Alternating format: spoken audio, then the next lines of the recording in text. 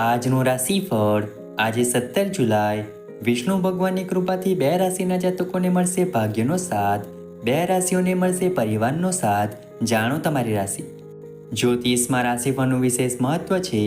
રાશિફળ મુજબ આજે કેટલાક જાતકોને ભાગ્યનો સાથ મળશે, જ્યારે કેટલાક જાતકોને પરિવારનો સાથ મળશે, પરંતુ કેટલાક લોકોને નુકસાન પણ થઈ શકે છે.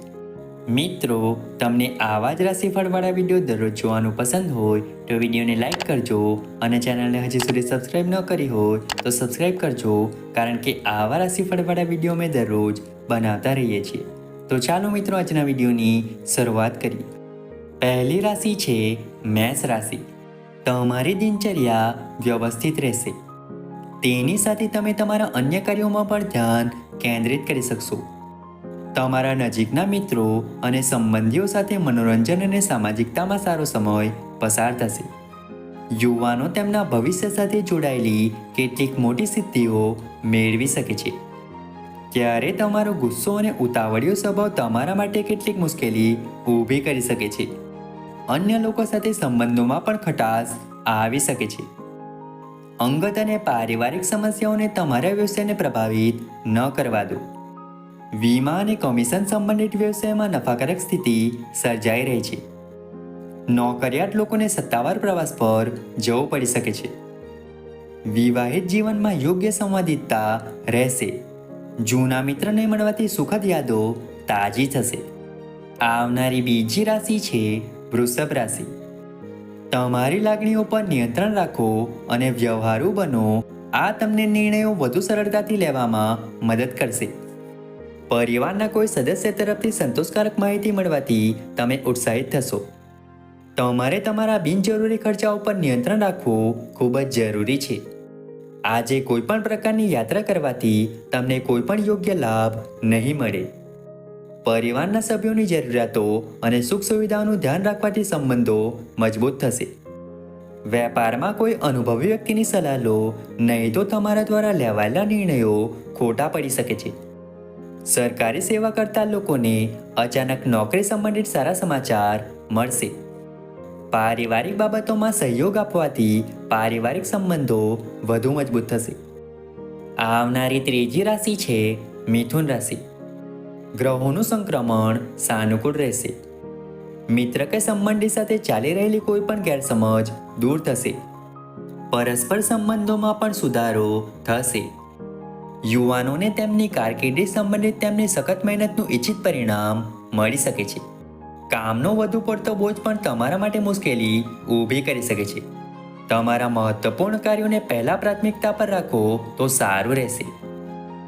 વેપારમાં નાણાકીય સમસ્યાઓ વધી શકે છે. આ સમયે કોઈ નવો નિર્ણય ન લેવો સારું રહેશે. આ સમયે દરેક કામમાં સાવધાની રાખવાની જરૂર છે. નોકરી કરતા લોકોને ઇચ્છિત પ્રવાસ માટે ઓર્ડર મળી શકે છે. ઉપરાંત પ્રમોશન મળવાની પણ શક્યતા છે. પરિવારના સભ્યો સાથે થોડો સમય પસાર કરવાથી પારિવારિક જીવનમાં ખુશીઓ આવશે. વધુ પડતા કામના બોજને કારણે શારીરિક અને માનસિક થાક થઈ શકે છે. આવનારી ચોથી રાશિ છે કર્ક રાશિ. કોઈ પણ મૂંઝવણનો ઉકેલ આવતા યુવાનો રાહતનો શ્વાસ લેશે. આ પ્રગતિનો સમય છે. સખત મહેનત ઇચ્છિત પરિણામ આપશે. જો તમે ક્યાંય રોકાણ કરવાનું વિચારી રહ્યા છો તો સમય અનુકૂળ છે. ક્યારેક ઉદાસી અને તણાવ તમારા મન પર હાવી થઈ શકે છે. ભાઈઓ સાથેના સંબંધોમાં કડવાશ ન આવવા દો.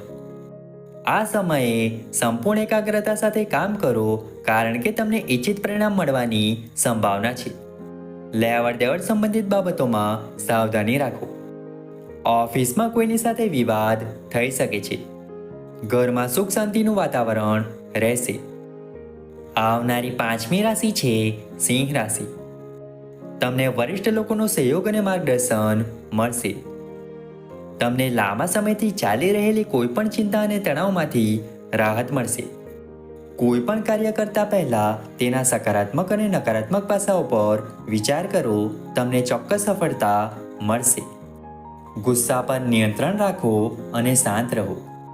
ભૂતકાળ સાથે જોડાયેલી કોઈ સમસ્યા ફરી ઊભી થઈ શકે છે, જેના કારણે ટેન્શન સિવાય બીજું કશું પ્રાપ્ત થશે નહીં. સરકારી કામને લગતા કોઈ પણ કાગળ કે દસ્તાવેજને વાંચ્યા વિના સહી ન કરો. તમારું વિવાહિત જીવન સુખમય રહેશે. આવનારી છઠ્ઠી રાશિ છે કન્યા રાશિ. આજે મિત્રોને સ્વજનોને મળવાની તક મળશે. અવિવાહિત પરિવારના સભ્યો માટે પણ સારા સંબંધો આવી શકે છે. જે કામ પર તમે લાંબા સમયથી મહેનત કરી રહ્યા છો તેનું સારું પરિણામ મળવાની સંભાવના છે. તમારે યોગ્ય સમયે યોગ્ય નિર્ણય લેવો જરૂરી છે. કેટલીક વાર વધુ પડતું વિચારવાને લીધે ઘણી મહત્વપૂર્ણ બાબતો છૂટી શકે છે. વ્યાપારી મહિલાઓ તેમની મહેનત અનુસાર સારા પરિણામો પ્રાપ્ત કરશે. કોઈ પણ અજાણી વ્યક્તિ સાથે વ્યવસાયિક પ્રવૃત્તિઓ શેર કરવાનું ટાળો. ઘરના બધા સભ્યો એકબીજા સાથે સહકાર અને સુમેળભર્યા વ્યવહાર રાખશે. તમને તમારા લવ પાર્ટનર સાથે ફરવાનો મોકો મળશે. આવનારી સાતમી રાશિ છે તુલા રાશિ. કોઈ મૂંઝવણના કિસ્સામાં અનુભવી લોકો સાથે ચર્ચા કરો, તમને તાત્કાલિક ઉકેલ મળશે. વિદ્યાર્થીઓને અભૂતપૂર્વ સફળતા મળી શકે છે. તમારા જીવનમાં ધીરજ અને સંયમને સ્થાન આપો. ગેરસમજને કારણે સંબંધો બગાડશો નહીં. વાતચીત દ્વારા સમસ્યાઓ ઉકેલો. અચાનક કેટલાક ખર્ચાઓ પ્રકાશમાં આવશે જેના પર કાપ મૂકવો શક્ય નથી. વેપારમાં થોડી અડચણો આવશે, પરંતુ કોઈને દોષ ન આપો અને તમારી કાર્યશૈલીમાં સુધાર કરો. બેદરકારી અને તણાવ તમારા કાર્યસ્થળની ગોઠવણને અસર કરી શકે છે. ઓફિસમાં વધુ પડતા કામના બોજને કારણે તમારે ઓવરટાઈમ કરવું પડશે. આવનારી આઠમી રાશિ છે વૃશ્ચિક રાશિ. અચાનક કોઈ પેન્ડિંગ કે ઉધાર પૈસા પાછા મળવાથી તણાવ દૂર થશે. તમારી દિનચર્યામાં થોડો ફેરફાર લાવવા માટે તમને આધ્યાત્મિક અને ધાર્મિક પ્રવૃત્તિઓમાં પણ રસ પડશે. તમે તમારી અંદર સકારાત્મક ઉર્જાનો અનુભવ કરશો. આ સમય દરમિયાન અહંકાર અને વધુ પડતા આત્મવિશ્વાસ જેવી સ્થિતિ બની શકે છે, તેથી થોડી સાવધાની રાખો. લેવડ દેવડના મામલામાં બેદરકાર ન રહો. વેપારમાં તમારા કામની ગુણવત્તા સુધારવા પર ધ્યાન આપો. તમને તમારી મહેનત અનુસાર યોગ્ય પરિણામ મળશે. ઓફિસમાં સહકર્મીઓ સાથે વિવાદમાં ન પડો. બહારના લોકોની દખલગીરીને કારણે વિવાહિત જીવનમાં થોડી સમસ્યાઓ આવશે. તમારું સ્વાસ્થ્ય સારું રહેશે. કોઈ પણ ચિંતા કરવાની જરૂર નથી. આવનારી નવમી રાશિ છે ધન રાશિ. આજે ગ્રહોની સ્થિતિ થોડી અનુકૂળ રહેશે. કેટલાક સમયથી ચાલી રહેલા તણાવમાંથી પણ તમને રાહત મળશે. ઘરની સુખ સુવિધાઓ સંબંધિત જરૂરિયાતોને પૂર્ણ કરવા માટે તમે વિશેષ પ્રયત્નો કરશો.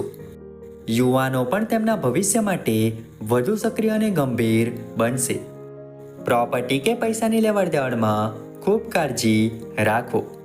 પરસ્પર સંમતિથી કોઈ પણ સમસ્યાનો ઉકેલ લાવવાનો પ્રયાસ કરો.